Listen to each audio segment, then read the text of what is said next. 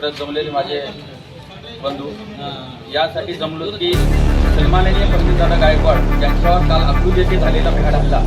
हा भ्याड हल्ला नाही तर हा जीव मारण्याचं कारस्थान होतं त्यांचं। तर माझं म्हणणं एकच आहे की प्रवीणदादा हे एक असं रसायन आहे की आजपर्यंत की त्यांनी ऑस्ट्रेलिया तहत कॅनडापर्यंत आपले बहुजनाचे लेकरं बहुजनाचे मुलं त्यांनी या देशाबाहेर पोहोचवलेले आहे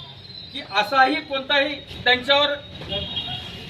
कारवाई नसताना किंवा काही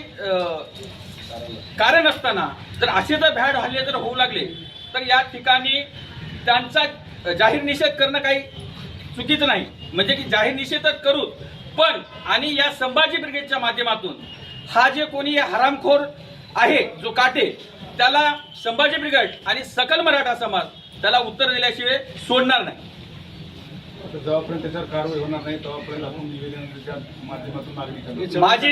ही चळवळ तर आतापर्यंत चालू राहिली आणि चळवळ चालू राहीलच, पण माझी मुख्यमंत्री आणि गृहमंत्री देवेंद्र फडणवीस साहेबांना विनंती आहे की पहिले कोण कोण काय काय बोलले महापुरुषाला, तुम्ही त्यांना काय केलात आणि हा भ्याड हल्ला झाला तुम्ही आता काय करणार आहात,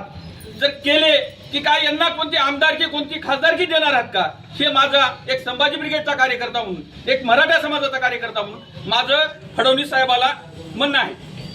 आपण या ठिकाणी पाहू शकता संपूर्ण सकल मराठाच्या वतीने जाहीर निषेध करण्यात आला आणि संतापजनक प्रतिक्रिया या ठिकाणी देण्यात येत आहे की ज्या पद्धतीने असे हल्ले होत आहेत त्यांना रोखण्यासाठी अपयश ठरत आहे का सरकार, त्यांना तात्काळ अटक करून त्यांच्यावर